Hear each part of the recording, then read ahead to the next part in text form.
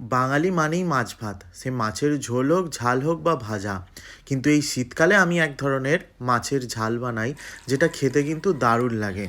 তো প্রথমেই কড়াইয়ে সর্ষের তেল গরম করে একটু নুন দিয়ে নেড়ে নিলাম, যাতে মাছটা আর কি না ফোটে।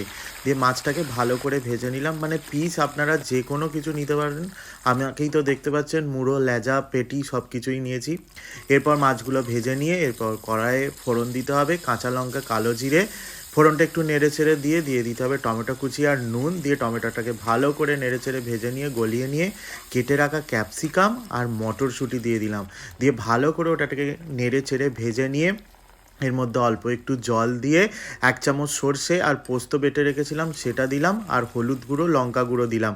দিয়ে মশলাটাকে ভালো করে কষালাম। মশলার থেকে যখন তেল ছাড়লো তখন জল দিয়ে এটাকে ফুটতে দিলাম। ফুটে উঠলে ভাজা মাছগুলোকে দিয়ে নেড়ে ছেড়ে দিয়ে 2-4 মিনিট ফুটিয়ে নেবো। দিয়ে ওপর থেকে ধনেপাতা কুচি ছড়িয়ে আর ভেজে রাখা মাছের যে তেলটা অল্প একটু দিয়ে নেড়ে ছেড়ে গরমা গরম ভাতের সাথে পরিবেশন করব।